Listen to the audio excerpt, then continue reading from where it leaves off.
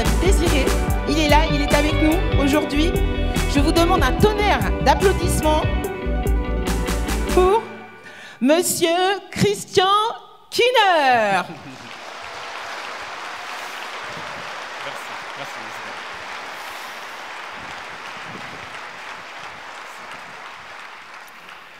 Bonjour, merci Isabelle, tu es très gentille. C'est un grand honneur pour moi d'être ici. Et malheureusement, je ne peux pas parler en français pour ma présentation, so I will switch to English. Apologies, but thank you very much for the invitation to be here. I'm going to speak about this topic in just a moment. Perhaps to introduce myself firstly, it's not working. Oh. This is piece one of technology. This is not part of my presentation. My zapper. Boop.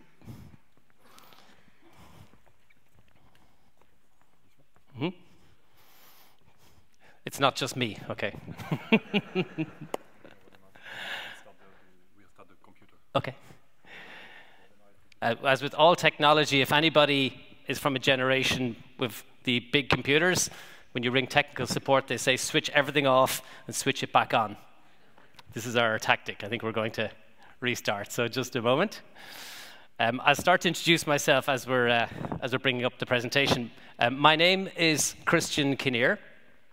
I am the head of HubSpot's business in EMEA, Europe, Middle East, Africa, based out of Dublin in Ireland. Maybe my accent, you can tell I am Irish. I'm going to speak a little of the topic in a moment. Before I do, I did want to take just a moment to congratulate all the organizers on this event. What an amazing venue. I feel like a rock star standing backstage. It's very exciting. But an amazing, amazing event. Very exciting to see so many of you passionate about this topic, coming along to listen to this topic today. So congratulations to all the organizers. Thank you for the invitation.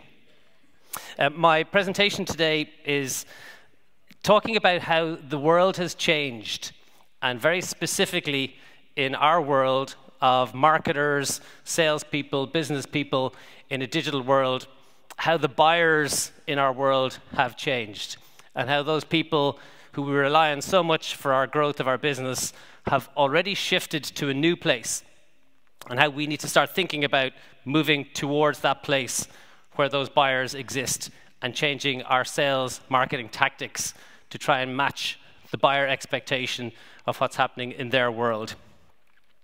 So the world has changed in a very big way. The world is always changing, of course, but in the last 5 years, even 2 years, we've seen a size of change and speed of change which we've never seen before.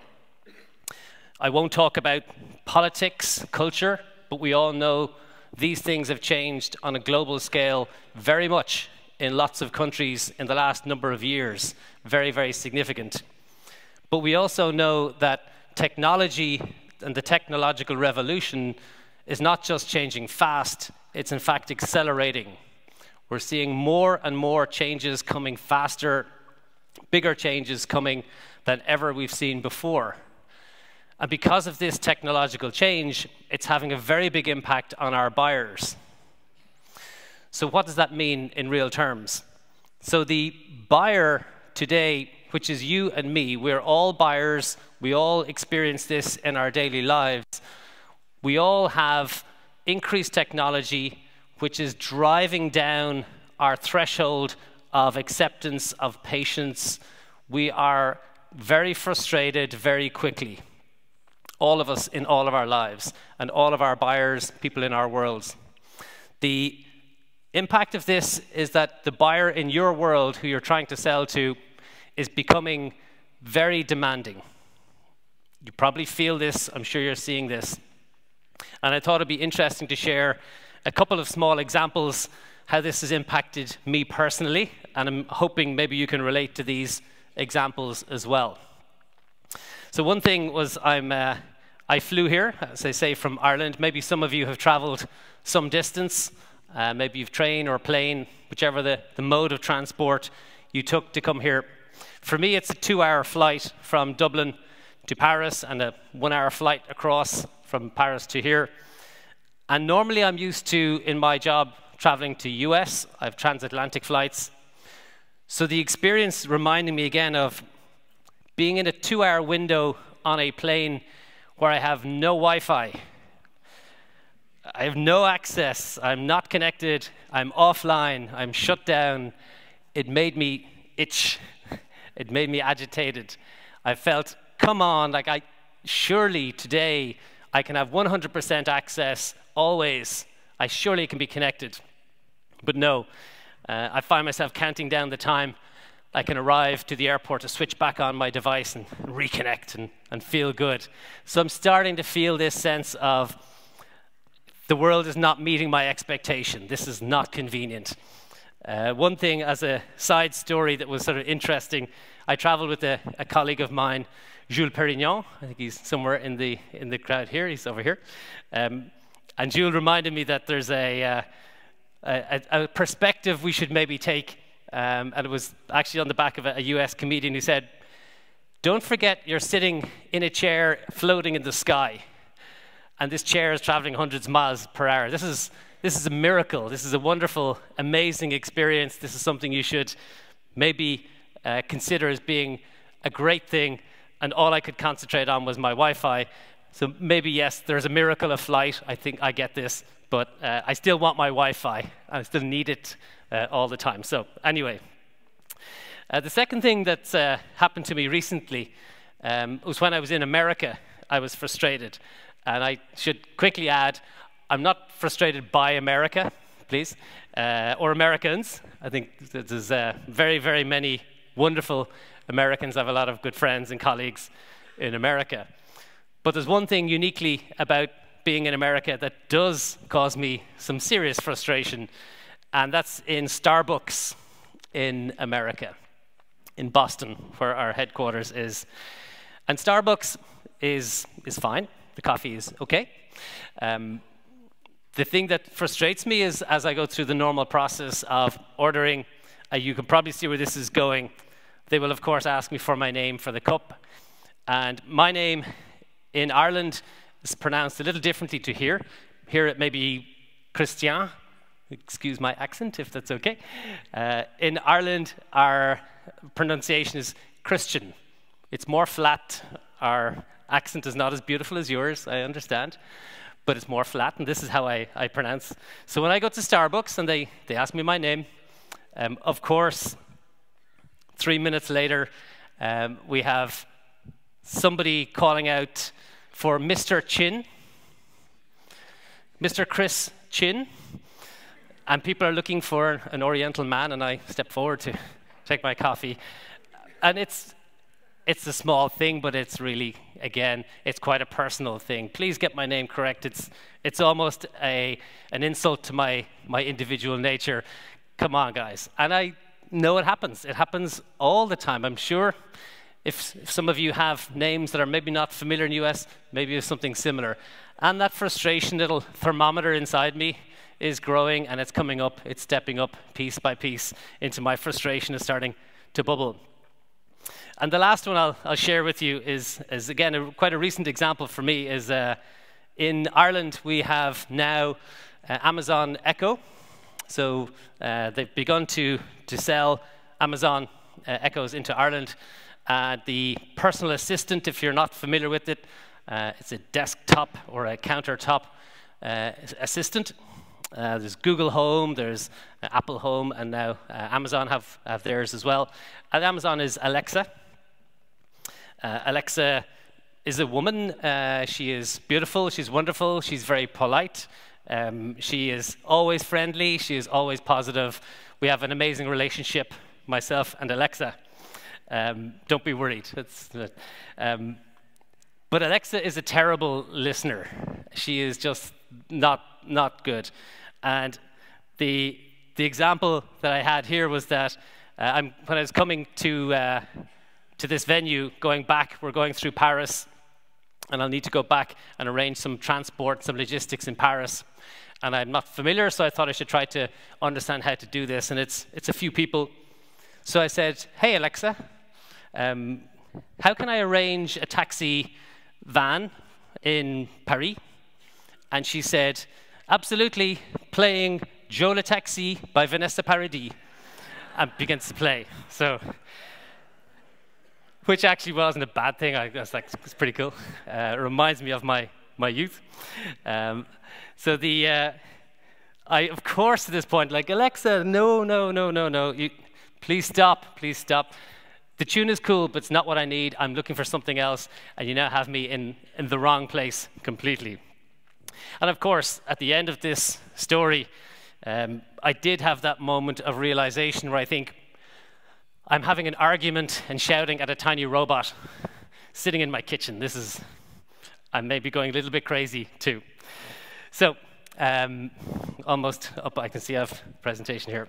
The one thing actually, this is a little bit of an aside, we're talking about back to core topics as marketers, as salespeople, as business people. Sure, those stories will give you some sense, and I'm sure you have many versions of this yourself, of stories where you build frustration, the small things, waiting for that report to load, where you just want it to happen 2 seconds faster, waiting for email, like all those small things. We have very little threshold of frustration, of patience, all of us. This is true of everyone. In relation to Alexa, we're good. Perfect. Merci. Okay. All right. Let me go back through Alexa. So Alexa is an interesting subtopic, maybe just to touch on. We have lots of devices are going this way. As marketers, this is not just an interesting anecdotal story, but this is actually a very fundamental part of all of our future, that all of us need to start thinking very deeply about voice command user interface. We see it happening everywhere.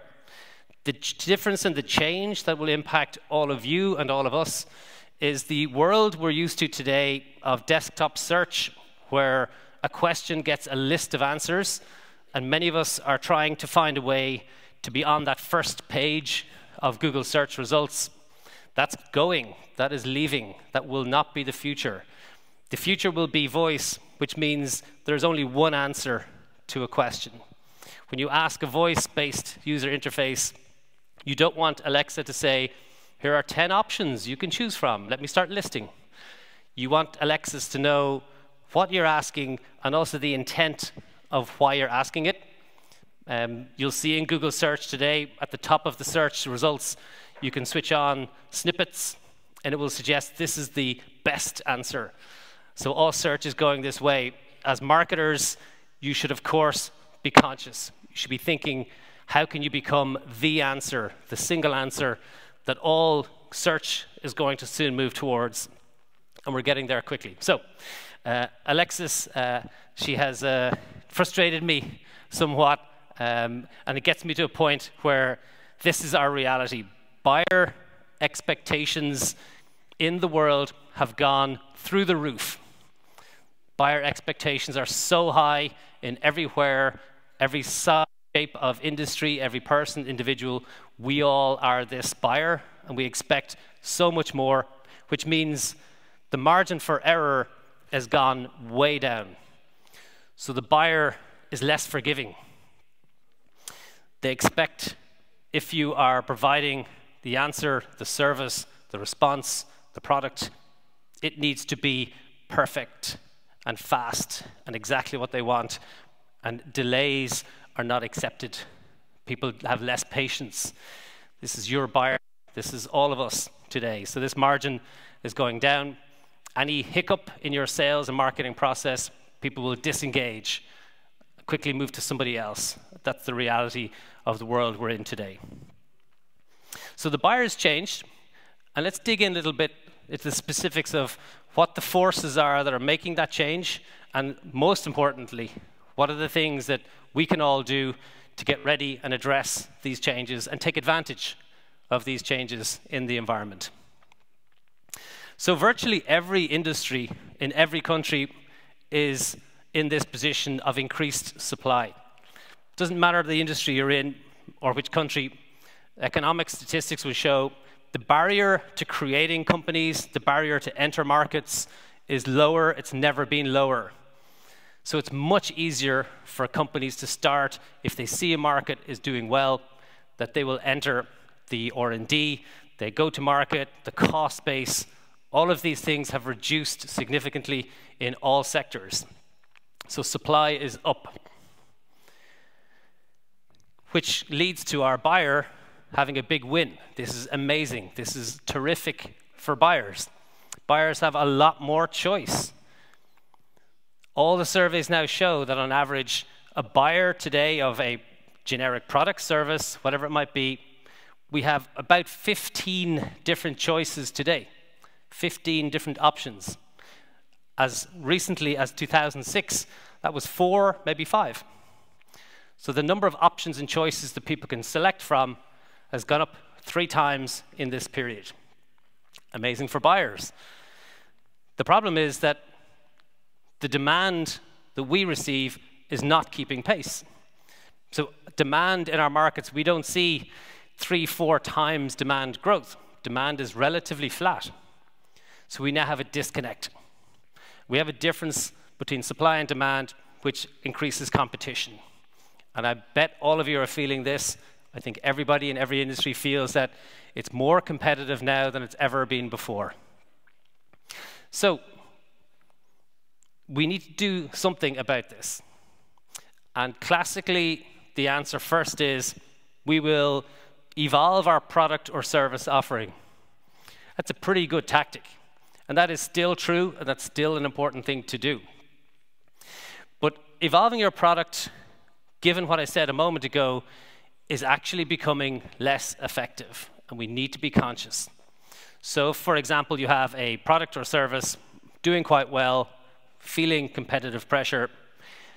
Simply releasing another feature or adding another service will very short term give you some improvement. But of course, your competition see this, and they'll repeat and they'll replicate, they'll copy you straight away. So any advantage quickly disappears, brings you back to where you began from a product or service perspective. Importantly, product, quality of your product and service, of course, focus here. But the biggest lever that we can now pull for advantage is the second is around an exceptional experience for the buyer. Because the buying experience today is becoming less and less exceptional in all industries. There's an opportunity for us to differentiate. This, again, is not just something that's interesting for us as a competitive advantage. This is expected. All buyers now expect to have amazing experiences all of the time. Expectation is high, it's getting higher. So choosing to not do this is not just standing still, it means you're going to go backwards. So we'll talk a little bit about this in some more detail. To try and understand what that really means, because the phrase exceptional experience may be open to interpretation, open to different definitions.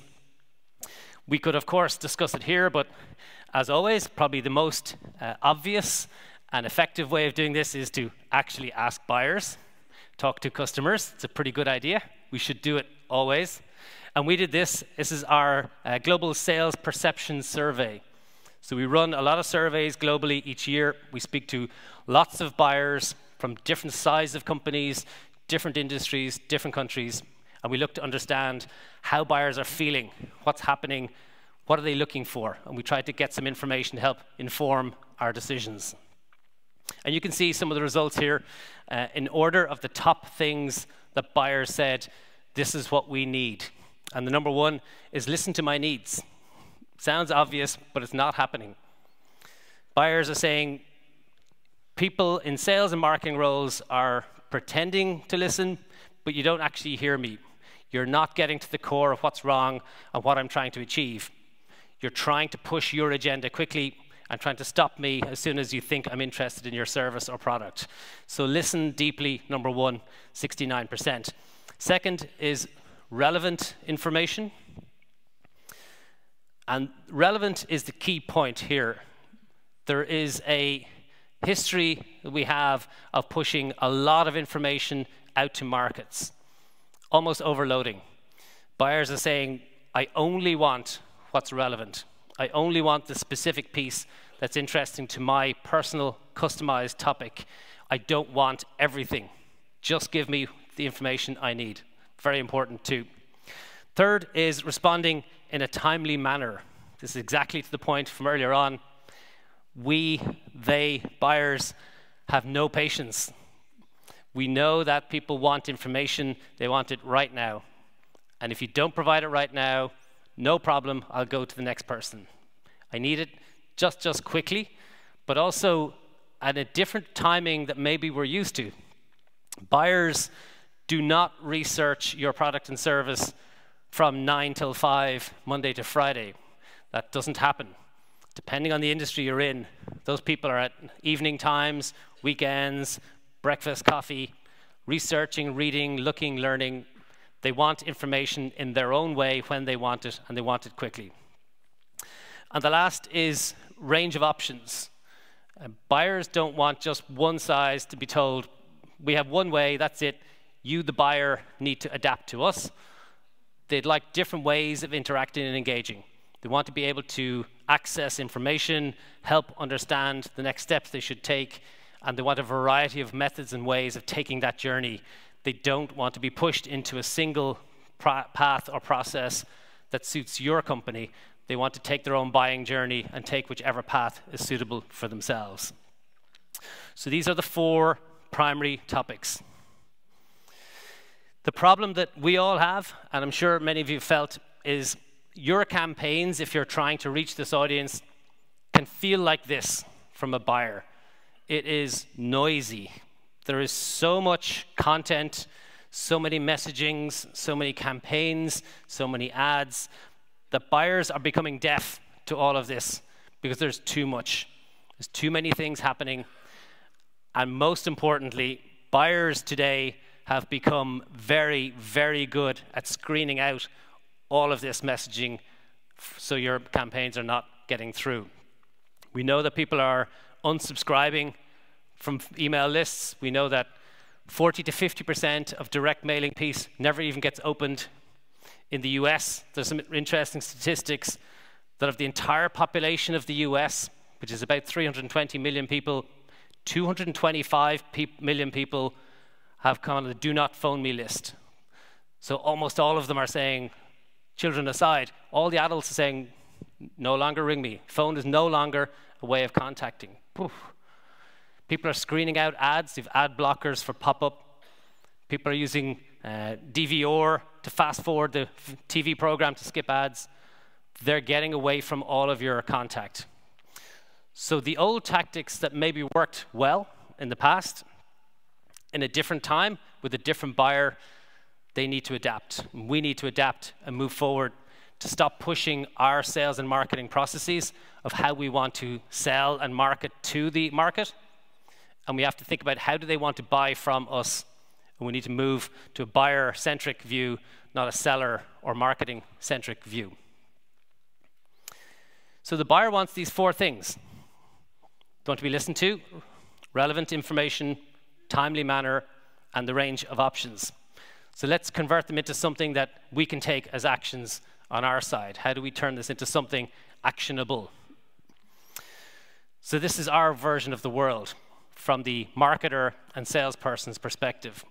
We need to provide personalization, we need to provide automation, and we need to provide self-service. I'm going to drill into these a little bit more and hopefully uncover some thoughts again for you to take away around these 3 topics in particular. Personalization, firstly, this again is a very human component of what we do. We're dealing with people, we're trying to reach people and connect with people, so personalization, of course, is a key component. We all are very individual. We want to feel individual. That's true since you're a small child. That never changes. We have a personality and individual nature. Thinking personalization brings your focus and conversation to the individual buyer. You're not marketing to an unknown mass of people. think of the individuals, and personalization helps with this. There's a study done in the University of Texas a couple of years ago, and they've distilled into saying personalization as a topic comes to these two factors: that we all have a desire for control. So if there is something that will affect us, will impact us, so if it's a decision to purchase something, a change to my business, a change to my role, anything that will impact me, I'd like to have some control over that. I don't want to just be affected by things outside, so I need to have some control. And if it's personal to me, it feels like that change or the impact will be acceptable. So I need to have some control, and I want to limit that information coming to me.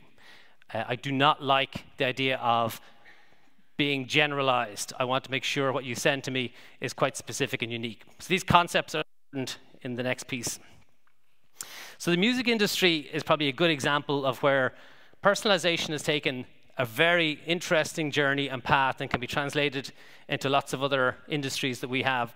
A real player, you may be familiar, back in the 90s was the first digital version of having and hosting music on your desktop machine, your home computer, and was a great way to create a playlist on your home computer.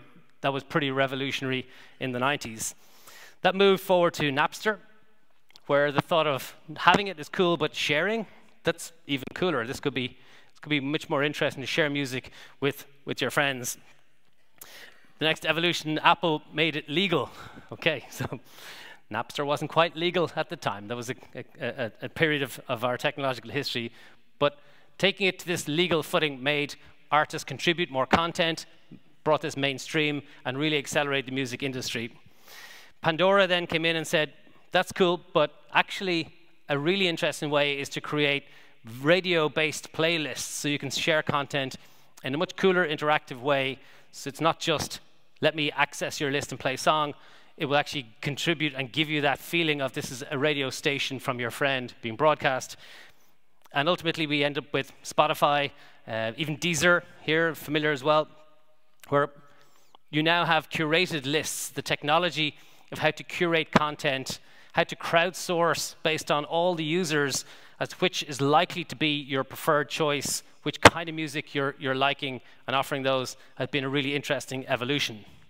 So we end up in a world now where, from a music perspective, Spotify knows me. It knows that I have different moods throughout my day. It knows that in the morning time, when I'm waking up and I'm getting ready, it gives me some pop music, something I can start to feel energized, it's happy, it's feel good, it's morning time, it's getting me awake. It knows during the day, I typically need some times a little bit more quiet, where I'm working through some things, and it knows I have a classical playlist. It has some classical music to calm as some background mood. It's got some gym music, a little bit more electric techno, something that's more energized. And of course, for my car journey home is, of course, Vanessa Paradis' Greatest Hits, or something similar again. But it knows me, it understands, and it ebbs and flows with me, with my moods. And it's giving me this beautiful experience of, we will give you what you want, so you still retain full control of any of these playlists. You have that personalization concept of controlling it, but we also will limit all the noise. We're not going to send you everything. We're going to learn from you. We're going to understand your preferences, and we'll feel like this is a very personal version of what you like, and it's only presenting what's valuable to me. And we can take lots of lessons from this in lots of industries. Automation, as the next one. Sometimes we think automation, we're increasingly thinking of robots, bots, the latest technology, and a lot of things that are hitting headlines. And we'll talk a little bit about bots in a few moments. We also talk about marketing automation, and a phrase that's quite well known, and again, I'm sure very familiar to all of you. We have a session later on I'd advise you to attend, discussing marketing automation.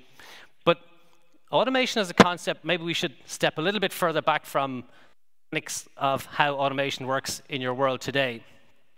Because automation is actually thinking of subscribing to something, setting your preferences, and then letting it happen. So take marketing automation, where you might subscribe to an email nurture list of content you'd like to receive. You set your preference, and then you receive it on an ongoing basis. There's a whole industry has been grown over this called subscription boxes. So the concept of that online preference has now moved to the real world, if you like, of retail. If anyone's familiar with this concept, the industry has grown 3,000% in about the last 4 years. There's tens of millions of people, and it's increasing at a rapid rate, subscribing to these subscription boxes. And there's thousands and thousands of companies offering this. If it's something you're not familiar with, this is some examples. The concept is very simple, is in relation to any one element, I'll pick the one in the middle because it's very relevant to me, the honest company. The honest company provide baby materials like nappies and creams and powder and all things you need for a baby. I have a young baby now. And the idea is that you shop once, pick the things that are relevant for you, and they will suggest and say, so you can just go, or would you like to sign up to a subscription box? And that means we'll try and predict that when you're going to need something else, and we'll start automatically just offering it to you and sending it to you. You can turn it up or turn it down. You can change that up if you want to, but we'll start to do it proactively, and we'll understand what you need, so you don't have to think about your shopping list. You no longer have to be thinking ahead of, did I forget something? What else do I need to do? You're receiving boxes of information, of content, of things, items that actually are really suitable. And you can tweak and edit and change it. You no longer need to be thinking of, what did I forget? And for me, my honest company example means I don't get in trouble from my wife when we have no nappies at 3 a.m., which is a big thing. It's a big deal. But the concept of this has taken off globally. Self-service is the third. And self-service is something we all do. And again, when you're trying to understand your buyer, you are your own best example. Many of us, for travel, for entertainment, for cinema, for any of these components, we're very comfortable and increasingly comfortable accessing through self-service. We don't necessarily want to queue up to speak to somebody. We don't want to have that conversation about discussing detail. We can do it online. We can choose, select, go, and pick up our tickets. So this concept is, again, quite mature.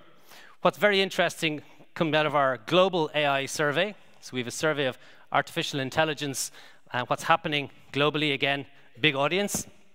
We found two very interesting pieces of information came back. 47% of people said, sure, I would buy from a chatbot. No problem. Yeah, of course, no problem.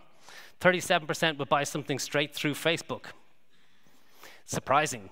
We didn't think this would be happening this fast. We didn't think these numbers would be this strong.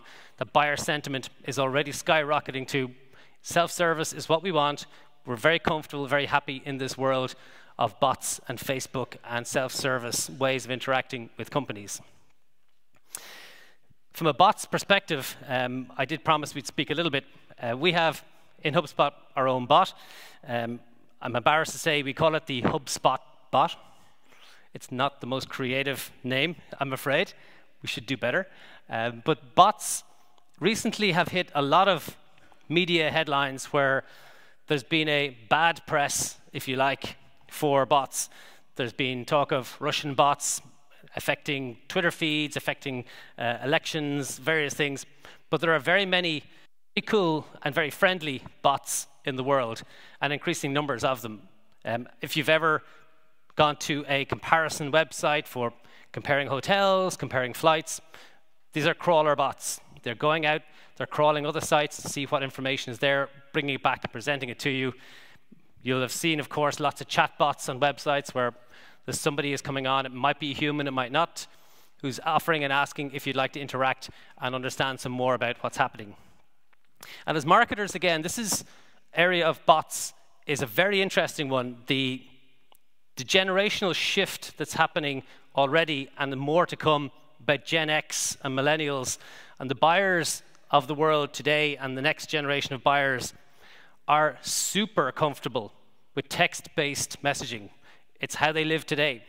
They don't necessarily want to speak to somebody, and the text doesn't have to be from a person either. So the idea of your collection of information today, and many of us are in a position of form-based data collection. We're offering cool and great content on our site. If you like it, we ask you to complete a form. That world is something that's going to shift as well. We don't know how fast and where, but bots will play a role. And today already there's lots of conversational bots that will say, great, can I get your name? Which company are you from?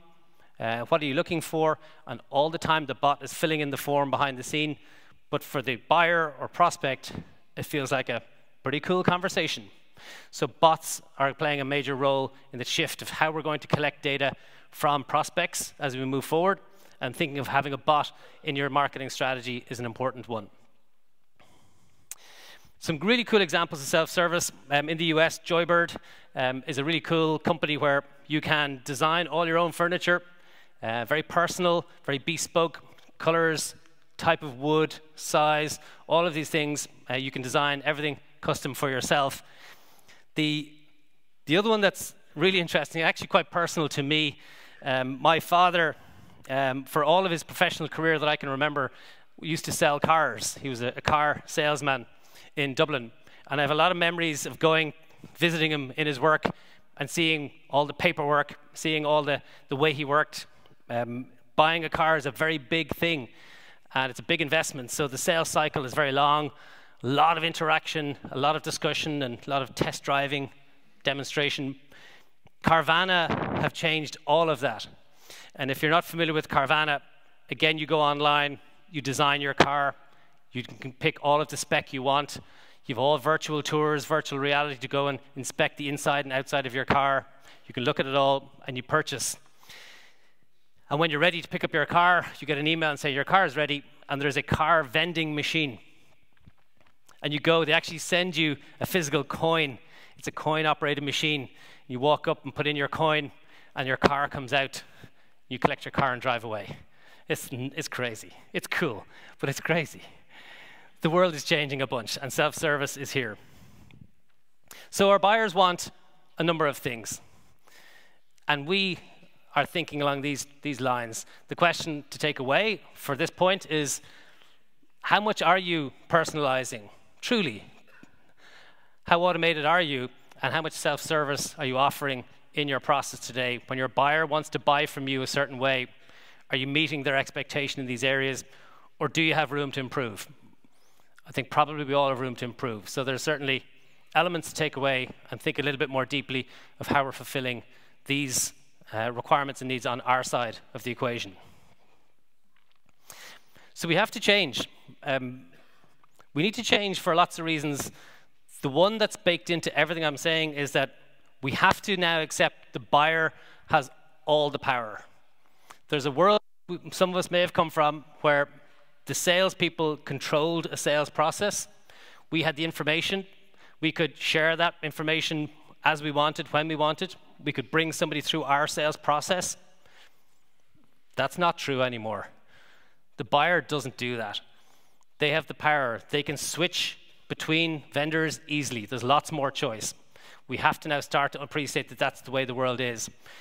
The other thing that's very interesting, and the corporate executive board run this survey quite frequently, they always find that somewhere in 50 to 60% of the work that's needed to purchase, so the research, the investigation, 50 to 60% of the sales process is done before they speak to a salesperson. So when you speak to somebody today, they probably have done a lot of the work already before you've even contacted them. They have the power. They can choose who to interact with and when and why. So it's changed. One of the biggest things that we'd advocate for through an inbound methodology is this concept that adding value to your prospect, to your customer, is more important than extracting value from them. In my job, I get to speak to lots of customers, prospects across lots of countries and industries based out of, for the role in Dublin. The one thing we hear frequently is customers saying, I'd like to extract more value. Help me be more efficient at getting more value from my customer base, from my market. And honestly, it feels like almost like a wet towel that you're squeezing, trying to get more drops out of this piece of material. As a customer, how does that feel? Pretty bad.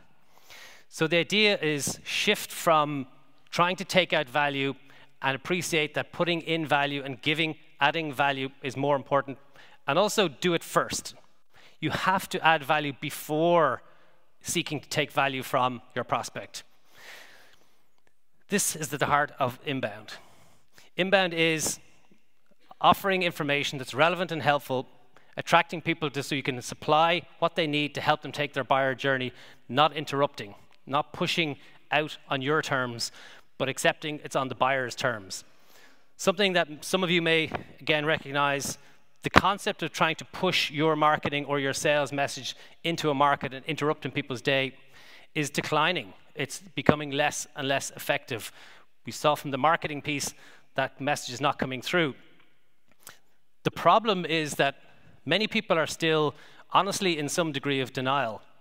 They think maybe the old method will eventually become successful again. Maybe something will change. Cross my fingers. It's not a great strategy. And the problem is, if you're pursuing that same approach of saying the return is declining, so maybe we'll just do 10 times more outbound. We should send more emails, do more cold calls. It doesn't work that way. You don't get 10 times the return. It's diminishing return. What you do is you kill your brand 10 times quicker because you're becoming very famous very quickly for an interruptive, disruptive, outbound company, service provider, whoever you are, and you're very quickly killing your business as you're accelerating more of that work.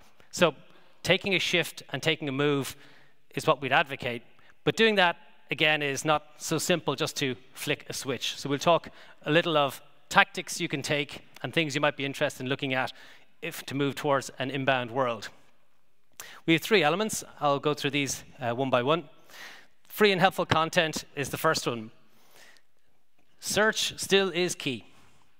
3.5 billion searches on Google every day. Google is still key. Search is still key. Knowing what your buyer is looking for, absolutely paramount. It's surprising the amount of companies that are still saying, we're going to rank for something we want to be famous for. We're going to go out to market with the message we would like to portray to the market. Why? Nobody cares. I'm sorry, but nobody does. You need to understand what your buyer is looking for. What do they need? What questions are they asking?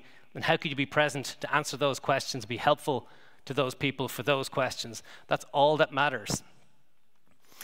As a bit of an aside, as we're on search, one thing that's changed in search as well, thinking of our new complex world, Google has changed the world of search. If you're not familiar with content clusters, pillar content pages, if these words are a little unusual to you, you should search these words and start to understand what's happening. Keywords is no longer the algorithm that Google is using. The Hummingbird algorithm is now looking for content clusters, and pillar page content is a new concept. We've started this ourselves in HubSpot. The content we've optimized for new content clusters has seen a 50% jump in visitor traffic. It's happened. It's already in Google. If you're not aware, take a note and go and check this out. You need to change your keyword search strategy to content clusters. So that's a takeaway tip. But so search is still key. And Wistia, in terms of content and helpful content, are a beautiful example of this. Wistia host videos, so it's a video hosting company. I'm sure you're familiar. So obviously the content they produce is video-centered content. But there's some really great examples of how to do things, how to have better post-production, how to do explainer videos, how to get better lighting for your videos. None of this is about Wistia. None of it is about hosting, about product, about service, or pricing. This is just helpful content to say, if you want to make great videos, we want to help you make great videos. This is inbound marketing. This is beautiful, simple, helpful messaging for people to get what they need to get done. Try before you buy. So from the previous, we have probably a lot of experience of offering content, but taking that a step further, that people can start to actually use this product and start to feel what it's really like in the real world is the next evolution.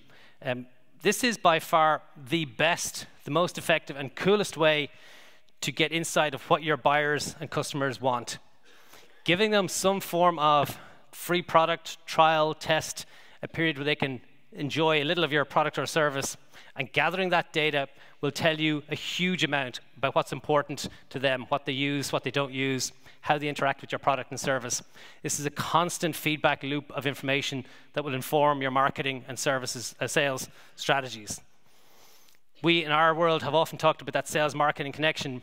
It's now sales, marketing, and product. There's that three parties have to blend together now in this world. And Trello is a great example. There's lots and lots of these, but this is one that's near to my own heart. I was trying to organize the various moving parts of my business life, and I found Trello. They have a free product, and it's brilliant. It is fantastic.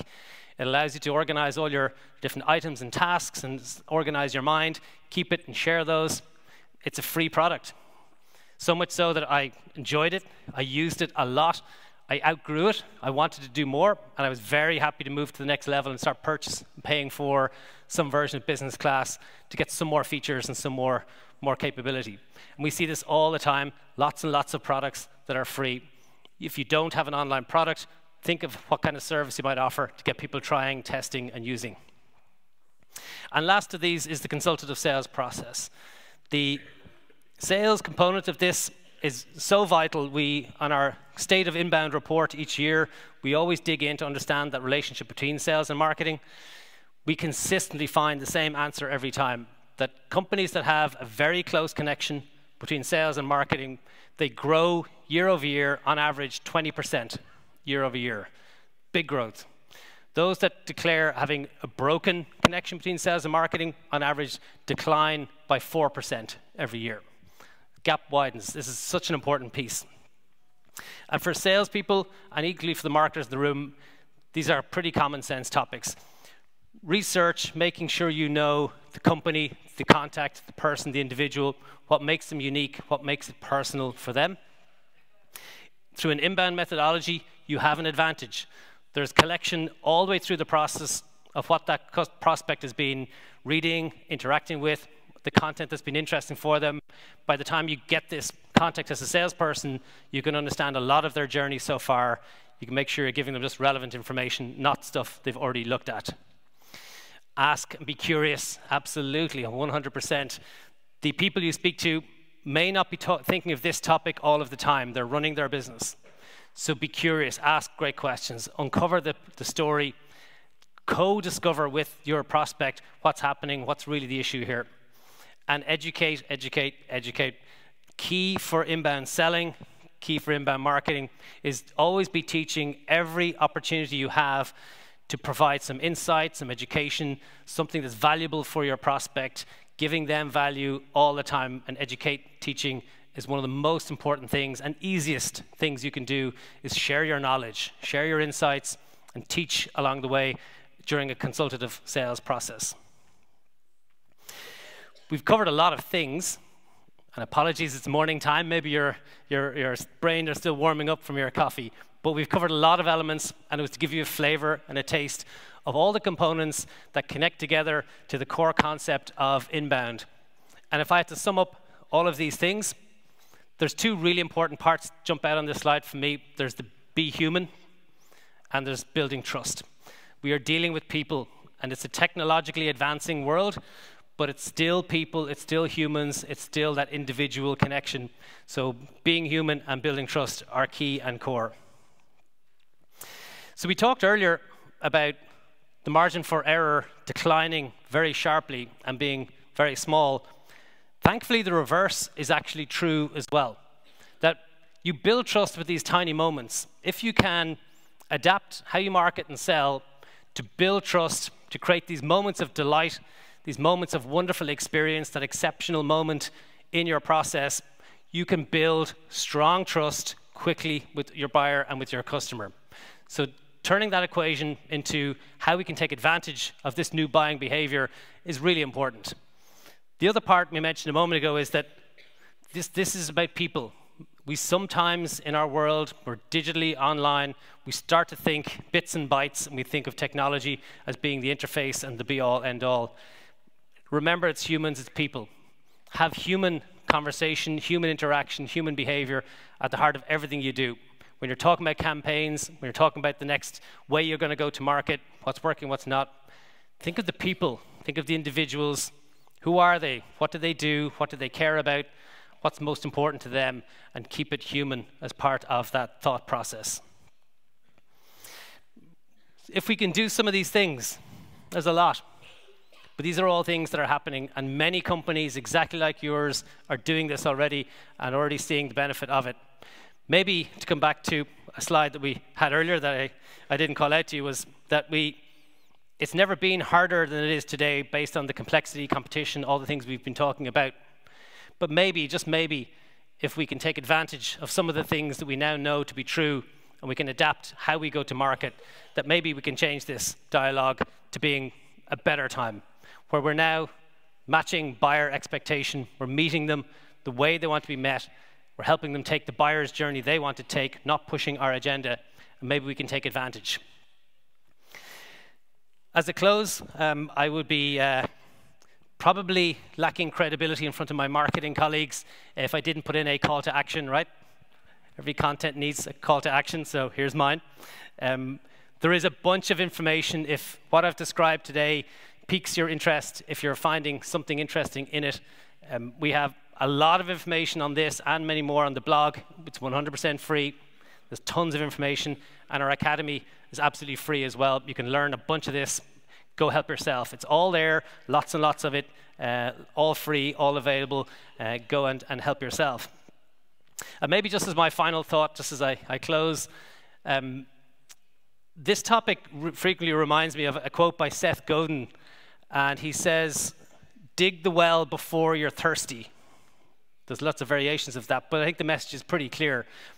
Many people in business today are saying, you know what, Christian, that's a nice presentation, but not relevant to me. I don't think we need that. I don't think we're in that position. I don't think our buyer thinks that way. Well, I don't think you're looking at it truly correctly. Even if you're in that industry, and I'm not sure which industry it is, but if your industry isn't affected by the things I'm describing today, it soon will be. And now's the time to start digging the well. Now's the time to get ahead of the changes that are coming. And the good news is the fact that you're all here today means you've all taken the first, and I think the most important step of being curious and having an open mind, wanting to learn, looking for options, want to understand what else is possible.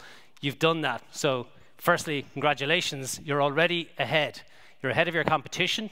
You've already taken that step of advantage, which is fantastic. And maybe, I hope today, if some of my content has moved you a little bit from curious to maybe a state of realization that change has happened, change is happening, the environment has changed, buyers have changed, expectations have changed, all those components are already happening or have happened in your world, and maybe now is a good time to start thinking about the tactics you can adapt to meet those changes and take advantage of those changes. This is a huge opportunity to take advantage and accelerate your growth by meeting your buyer where they want to be met and engaging with them the way they want to be engaged with. I hope you take away to focus on your buyer, not your seller. It's not about you, it's about your buyer. I hope you think of value first. Giving value is much more important than taking value. I hope you think about being human and the importance of being human in this interaction, about building trust. And I hope you focus on being more inbound. Thank you very much indeed. Enjoy your day. Thank you.